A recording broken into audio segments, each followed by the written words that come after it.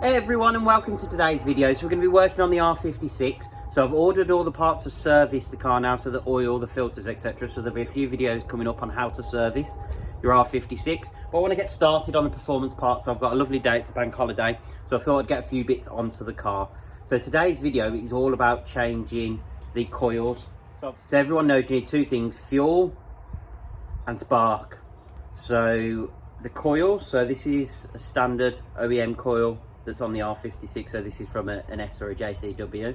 These obviously provide the spark. Now, unlike the R53, everything's all contained in one little package rather than having a separate coil pack. So you just replace this whole thing if this goes faulty or bad. Now, there are upgrade options as well on the market. So I think a number of years ago, a company in Japan called Okada, they developed this here.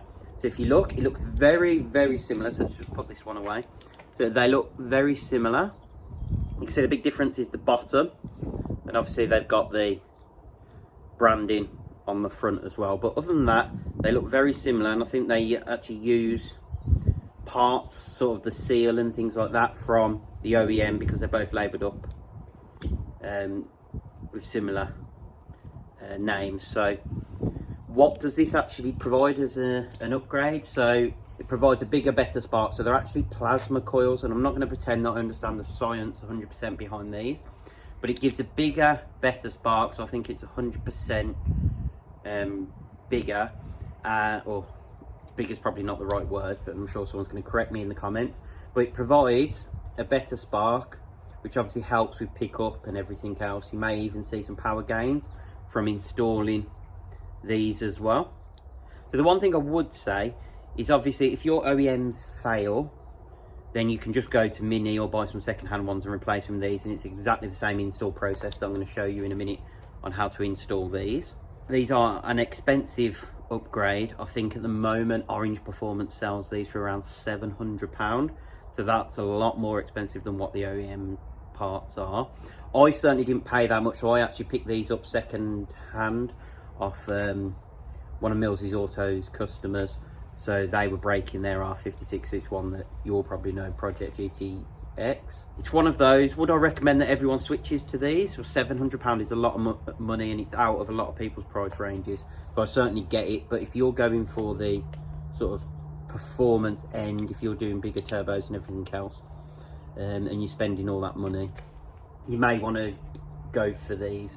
So obviously there's lots of information on the internet about the benefits of these. There's dyno charts and everything else. And I've run them on a couple of previous JCWs and S's that I've owned in terms of the R56 and the R55. And certainly had no issues with them. I've always actually picked these up used rather than getting these brand new. Never had a problem, and it's a nice upgrade to do, especially if you can pick up a bargain. So what I'm going to do, show you how to install them on the car, and it couldn't be easier. It's literally 30 seconds and you could actually get all four of them switched over.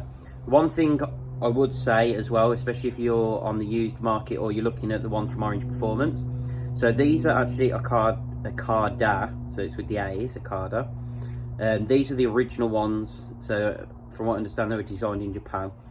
Now, someone again will correct me, but I understand this company, potentially some people left and went and produced a version of these in America, which are these ones with the red tips here.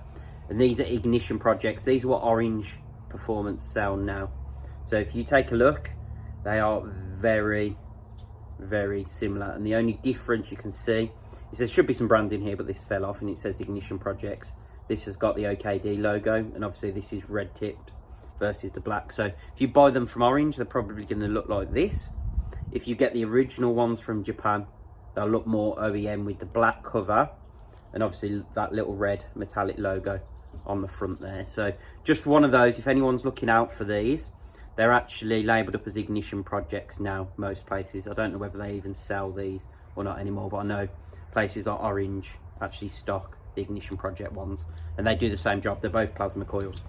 So what we'll do now, we'll switch to the car. Again, if you're here to fit just OEM ones and swap them, then you follow the exact same process it is to fit this. There is no difference between fitting aftermarket ones or the OEM ones. So let's go into the engine bay and get these switched over. Okay, so swapping these out couldn't be any easier. So first of all, because you're playing with electrics, disconnect that battery, make sure you're happy that's disconnected. You don't have to do that, but it's recommended that you do.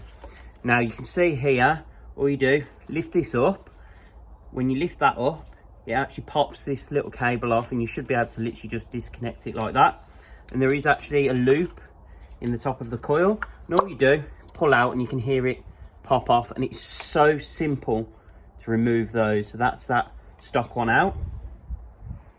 Then if we grab our replacement, so whether it's your OEM or your Okada one, what you do is you put that in. It should locate on top of the spark plug, and as you press down, you'll get like a, it'll feel like a, it's quite hard to explain, like it's sucking on top of, and it'll sort of pop on, and you'll get a little clip. So you just feel it, and it's clipped on, and you can sort of give it a little bit of a tug, and it should be sat nicely on top of that spark. Now push that in, and because it's triangle, you can't really get it wrong, and then clip that down. Give it a little pull there just to make sure everything's attached, and it is. So it's as simple as that. So what we can do now is pop off by just lifting all of these up, pull these cables out. Now one thing I would say is have a flathead screwdriver on, just in case any of these are stuck on. Pull that out, out, and out. So that's a 3. That's how easy it is to replace these with OEM or aftermarket. Then just slot these on. Again, pop in. Make sure you just feel that sucker down onto the spark plug. That's one.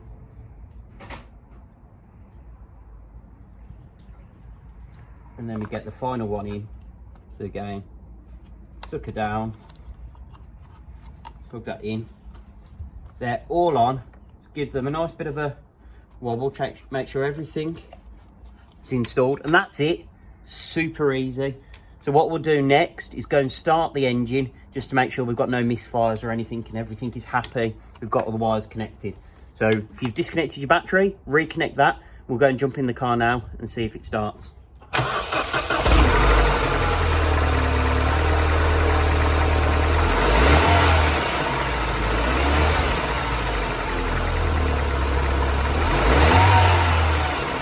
Okay, so you've just heard the engine start up. Gave it a little bit of a rev, not too much because the engine's cold. I haven't actually ran the car today.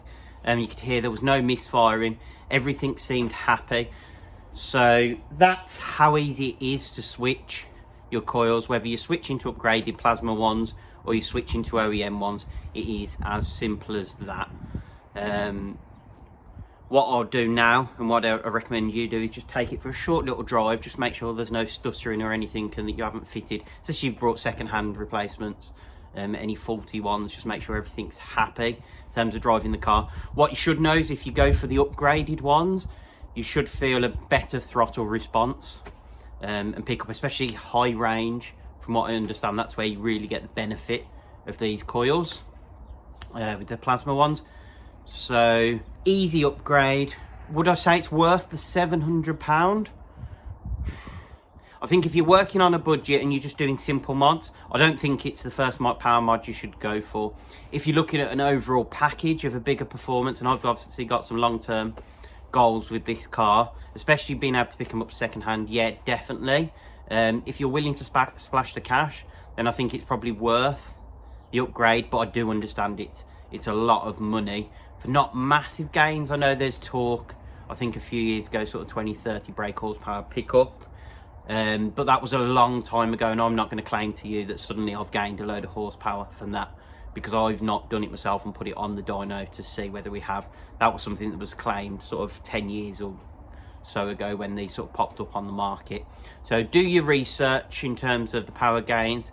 Have a think about whether you want to spend that money. If you do, either look out for some second-hand ones, or Orange Performance. They do plenty of deals and things like that. So take a look at their website, have a chat with Ollie, and buy them from there. So if you found today's video useful, please hit that like button and subscribe and hit the notification bell so you get alerts every time we have new content. So in the next video, I've got on the shelf, let's have a look, I think the AEM intake is probably the next thing to go on, because again, that's quite an easy install. We're not going to go up on ramps or remove lots of OEM parts. We've got to remove the airbox, but that's about it. So thanks for watching, and we'll see you in the next video.